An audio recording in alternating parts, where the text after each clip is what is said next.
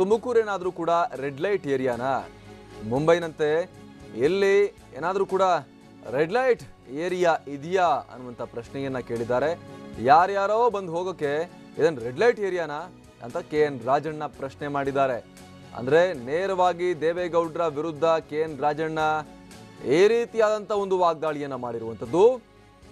ಈ ಹಿಂದೆ ಅನಿತಾ ಕುಮಾರಸ್ವಾಮಿ ಬಂದರು ಹೋದರು, ಈಗ ದೇವೇಗೌಡರು ಬರ್ತಿದ್ದಾರೆ.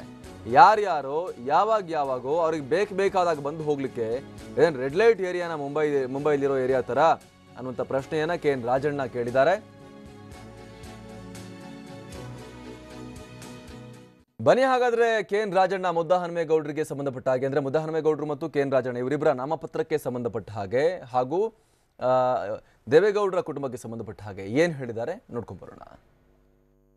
ನನ್ನ ಗುಂಡೂರಾಯ ದಿನೇಶ್ ಗುಂಡೂರಾಯರು ಅಧ್ಯಕ್ಷರು ಬರ್ಲಿಕ್ಕೆ ಹೇಳಿದ್ರು, ಹೋಗಿದ್ದೆ ನಾನು ಸಂಜೆ ಹೋದಾಗ ಅವರು ಈ ಥರ ಇದೆ, ಹೈಕಮಾಂಡಲ್ಲಿ ತೀರ್ಮಾನ ಆಗಿದ್ದಾರೆ, ನೀವೆಲ್ಲ ಹೈಕಮಾಂಡ್ಗೆ ನಿರ್ದೇಶನದಂತೆ ನಡ್ಕೋಬೇಕು ಹಾಗೆ ಹೀಗೆ. ಮತ್ತು 31ಕ್ಕೆ ಬೆಂಗಳೂರಿನಲ್ಲಿ ಒಂದು ಮೆಗಾ ರ್ಯಾಲಿ ಇದೆ, ಅದಕ್ಕೆ ಎಲ್ಲ ಸಹಕಾರ ಕೊಡಬೇಕು ಅಂತ ಹೇಳಿದ್ರು. ಅದಕ್ಕೆ ನಾವು ಆಯಿತು ಬಂದು ಮಾತಾಡ್ತೀನಿ ನಿಮ್ಮ ಹತ್ರ ಅಂತ ಹೇಳಿ ಬಂದಿದ್ದೀನಿ. ಮೀನ್ವೈಲ್ ಪಾಪ ದಿನೇಶ್ ಗುಂಡೂರಾಯರು ಅಂದರೆ ಅವರು ಒಬ್ಬರು ನಮಗೆ ವೆಲ್ ವಿಷರ್.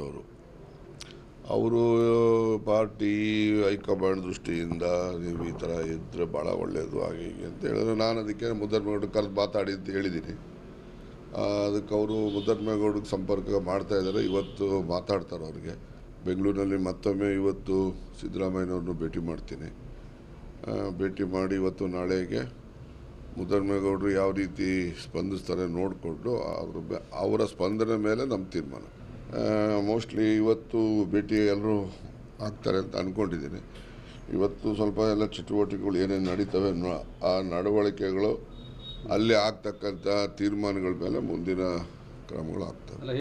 ನಾನು ಅವ್ರ ಪರ, ಮುದ್ದಹನುಮೇಗೌಡನ ಪರ, ಗೊತ್ತಾಯ್ತಾ?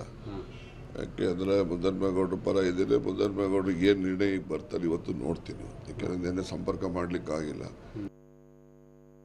ನೋಡಿ, ನಾನು ಪದೇ ಹೇಳ್ತಾ ಇರ್ತೀನಿ, ನಮ್ಮ ಜಿಲ್ಲೆಯಲ್ಲಿ ಕಾಂಗ್ರೆಸ್ ಉಳಿಸೋವಂಥ ಕೆಲಸ ಮಾಡ್ತಾ ಇದ್ವಿ ಹೊರತು ಕಾಂಗ್ರೆಸ್ಗೆ ಅನಾನುಕೂಲ ಆಗುವಂಥ ಕೆಲಸ ಅಲ್ಲ. ಯಾರೋ ಬಂದು ಈಗ ನಿಮ್ಗೆ ಹೇಳ್ಬೇಕಂದ್ರೆ, ನಾನು ಇನ್ನೂ ಕೆಟ್ಟದಾಗಿ ಹೇಳಬೇಕು ಅಂದರೆ, ಬಾಂಬೆನಲ್ಲಿ ಕಲ್ಕತ್ತಾದಲ್ಲಿ ಎಲ್ಲ ರೆಡ್ ಲೈಟ್ ಏರಿಯಾ ಇರ್ತವೆ. ನಮ್ಮ ಜಿಲ್ಲೆ ರೆಡ್ ಲೈಟ್ ಸ್ಟ್ರೀಟ್ ಇದು, ರೆಡ್ ಲೈಟ್ ಡಿಸ್ಟ್ರಿಕ್ಟ್ ಇದು. ಯಾರು ಬೇಕಾದ್ರೂ ಬಂದು ಹೋಗ್ತಾ ಇರೋಕ್ಕೆ. ನೋಡಿ, ಈಗ ಹಿಂದೆ ಅನಿತಾ ಕುಮಾರಸ್ವಾಮಿ ಅವರು ಬಂದರು, ಆಯಮ್ಮ ಅಲ್ಲಿ ಗೆದ್ದು ಹೋದರು. ಈಗ ಈ ಸಾಹೇಬರು ಬಂದವರೇ, ಇವರು ಗೆದ್ದಿದ್ದಾರೆ. ಇವ್ರೇನು ಇರ್ತಾರೋ ಹೋಗ್ತಾರೋ ಗೊತ್ತಿಲ್ಲ. ಯಾರೋ ನೆಲಮಂಗಲದವ್ರು MLC ಬಂದರು, ಅವರು ಎಲ್ಲಿದ್ದು. ಈಗ ಇವರು ಬಂದರು. ಏನು ಬೇರೆಯವರೆಲ್ಲ ಬಂದು ನಮ್ಮ ಜಿಲ್ಲೆನಲ್ಲಿ ಹೋಗ್ತಾ ಇರೋದು ನೋಡಿದ್ರೆ, ಈ ಬಾಂಬೆ ಮತ್ತು ಕಲ್ಕತ್ತಾ ರೆಡ್ ಲೈಟ್ ಏರಿಯಾ ಇರ್ತದಲ್ಲ, ಹಂಗೆ ಇದು ರೆಡ್ ಲೈಟ್ ಡಿಸ್ಟ್ರಿಕ್ಟ್ ಅಂತ ಭಾವನೆ ಆಗೋಗ್ತದೆ.